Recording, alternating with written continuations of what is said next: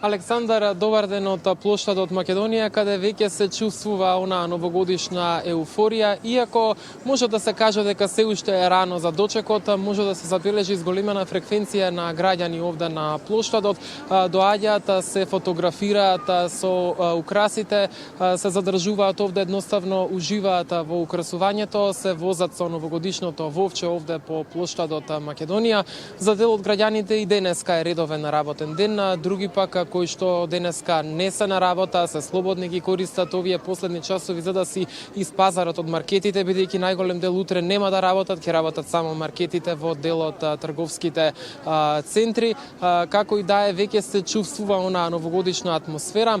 Оние кои што беа присутни овде ги затекнавме на плоштадот и по возрастни, меѓутоа и најмлади ги прашавме што си посакале во новата година. По возрастните ги посака оние стандарди традиционални желби, здравје, среќа, љубов. Да ги чуеме.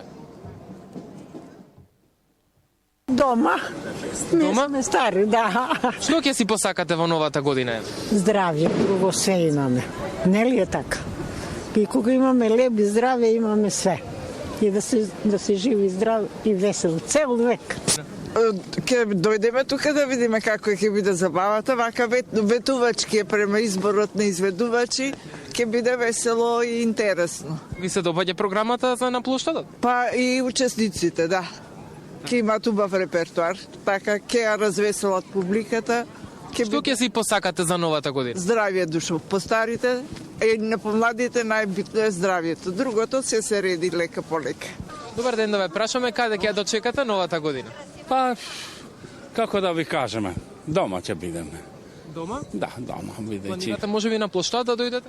Не, бидејќи немаме така.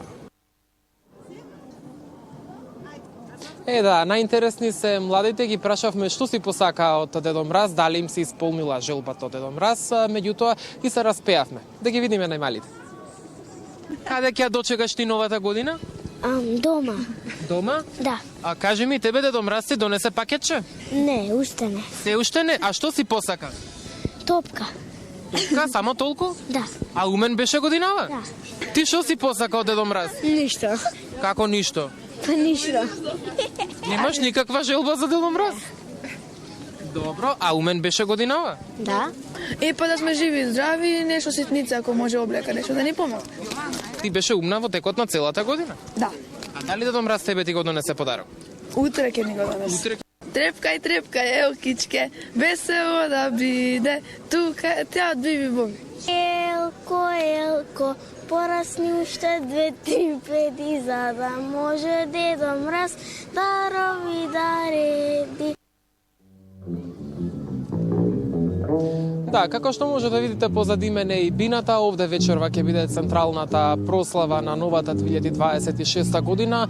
Во моментов траат оние последни подготовки преди официјално да започне музичката програма, а според програмата вечерва во 20 часот започнува Миле Кузмановски до 20 часот и 30 минути, потоа од 20 часот и 35 минути до 21 часот Огнен Здравковски, од 21 часот до 21:30 Дина Јашари, од 21:30 до 22 часот Кукулеле, од 22 пак до 22:50 Тамара Тодевска, од 22:50 до 23 часот и 30 минути Пајак и Лара, а од 23:30 до 23:55 минути Два Бона. 5 минути после полноќ до 1 часот ќе настапи Каролина Гочева. Надлежните, како и секоја година, така и ова, апелираат граѓаните да бидат внимателни и да не користат пиротехника, да ја слават новата година безбедно. Казните не се мали и изнесуваат од 200 до 500 евра. Докторите пак стандардно, како и секоја година, препорачуваат да не се претерува со јадењето, особено со мрсната храна, а особено да се внимава на конзумацијата на алкохол.